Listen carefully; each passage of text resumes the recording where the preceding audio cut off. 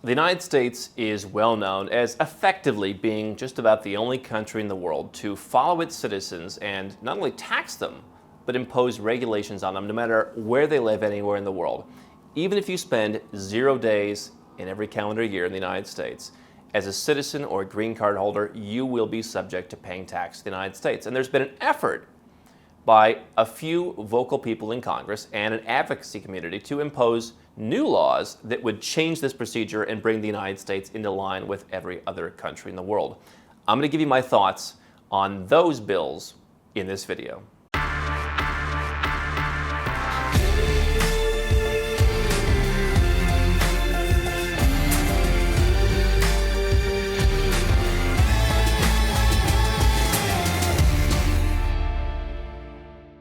Hey guys, I'm Andrew Henderson, and if you want to learn how Nomad Capitalist can help you legally reduce your taxes, live overseas, and build a global citizenship lifestyle, more freedom, more money, then you can learn more at nomadcapitalist.com. Now, if you haven't seen our videos before, I am a former U.S. citizen for really a number of reasons, largely personal reasons, but I want to talk about what I've seen in what I call the advocacy community in recent years about bills such as territorial tax for individuals in the United States, or one bill that was introduced by a Congressman, Mr. Holding, called Tax Fairness for Americans Abroad. Okay, these are bills that have come out in recent years, perhaps in response to the efforts by U.S. citizens living overseas to say, hey, why are we the only people in the world who are paying full boat tax, or at least subject to full boat tax, even if we live overseas? Now, what always interests me is when you see people like Bernie Sanders get up and debate and say, we're the only country that is, the developed world that's not providing health insurance. Okay, well, you're also the only country in the developed world that's taxing people. Now, if Bernie Sanders wants to come out and say, let's have territorial tax for individuals, then I'll say he's a fair and honest guy, and quite possibly he is. But to me, the bigger issue here when it comes to any of these bills, my macro thoughts on this is, the United States for well over 100 years has had a policy of citizenship-based taxation. It's part of their DNA, really. And I think that what I've always talked about from the beginning of Nomad Capitalist was culture is important. Some people focus on demographics or various other statistics. I like to look first at the culture. If you don't understand the culture of a place, you won't have nearly as much success. The culture of the United States and its people is, this is the best country in the world. You should be lucky to be here. Remember, like during the like some of the wars in the last 15 years, people were saying, don't even visit other countries. Literally, keep your money here in the United States. Don't even visit London on vacation. Go to Tennessee instead. That's the people.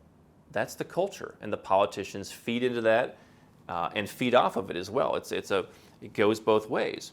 So that's the nature of the country. I have friends from the UK. They live in Dubai, for example. They go to the bloody embassy in Abu Dhabi. They have afternoon tea. Oh, we're so glad you could come to our embassy and hang out. We love our expat community. You call the U.S. embassy, you get bupkis. Okay, there was a case actually just recently. I'll just take a sidebar. In this Wuhan virus that came out in China, where the U.S. embassy there said, "Oh, we'd love to help you evacuate. We've got a plane. Do you want to get on the plane? Oh, by the way, we'll send you a bill when you get back." So the culture is, we're not here to serve you. You should be lucky that you're one of us. And so I feel that I don't get into the advocacy because, number one, I've left. I was a U.S. citizen for many years. I legally paid very low, or in some years, zero. So it wasn't about that. But now I'm not a U.S. citizen, and I'm not subject to any of this stuff. My belief is, go where you're treated best. Vote with your feet. When I lived in the United States, I sat around and complained about the United States. Somehow when I left, the complaining every year has gone down to where now I only complain to you guys because I want to help you guys who are still in the United States and those who want to understand the United States, and I want to help you solve your problem. When you see me around town, I'm not complaining about the United States. I don't care anymore. It's not my problem. And so I just don't think the advocacy works. Now, let's talk about this bill, the Tax Fairness for Americans Abroad. Do I think it's going to pass? Well, no, because it's been sitting around for 1 year. Again, understand the culture, okay? How politically expedient would it be? Now, Mr. Holding, God bless him, but how politically expedient would it be for the entire House of Representatives and Senate to all get together and say, hey, there's a small community of people who our constituents think are tax dodgers and parasites and unpatriotic who live in other countries, including some of those Muslim countries, and that they shouldn't pay. Where's the political capital in that? There's none. Who would want to vote for that? I mean, number one, it didn't even get out of committee, okay? But there's no political capital, again, because the culture. Now, let's talk about this bill and others like it, my thoughts on it, and what I think is going to happen. Now, this tax fairness for Americans abroad, the bill was very simple. Basically, it was the follow-up version to what was called territorial tax for individuals, which was proposed when they were passing the Tax Cuts and Jobs Act. Now, there's a misconception that after Tax Cuts and Jobs Act, TCJA, Americans can no longer go offshore. Entirely not true. You can legally reduce your taxes dramatically by going offshore. It's just a bit more complicated, more paperwork, and more planning required. But you can still go offshore, use foreign corporations, and reduce your tax rate as a U.S. citizen today. Now, this new bill, the follow-up to territorial tax for individuals, was this tax fairness. And what it basically aimed to do was use the same criteria as the foreign earned income exclusion that allows you to exempt your salary. And so basically they were going to say, okay, do you have a bona fide residence somewhere else? Do you have a tax home in another country? And there were some caveats for not having any money in the United States, not having certain U.S. sourced income. Basically, you had to be entirely outside of the United States. Your money had to be somewhere else. Your company had to be somewhere else. And then they're going to say, okay, if you do that and you've been in tax compliance for the last 3 years, then you can basically be like every other country in the world where you just become like a tax non-resident. Now, the problem with that is every other country in the world, their system goes beyond just taxes. It goes also to reporting. So what this bill didn't address was things like FBAR. You'd still have to file your FBARs. All your foreign bank accounts, you'd have to file. And so, in my case, I've talked about how, part of why I got freaked out was, like, I have a bank account in Georgia. I have multiple accounts in Georgia. But one of my accounts, I lost my debit card once or twice. I had term deposits opening and closing. And I think in 1 year I had like 15 different account numbers. And they weren't 15 different accounts. They just, you got a new debit card? Oh, here's your new account number. And so now you have to report one account and the balance. And it became so complicated. And so that wouldn't change under this bill. FATCA and all that wouldn't change under the bill.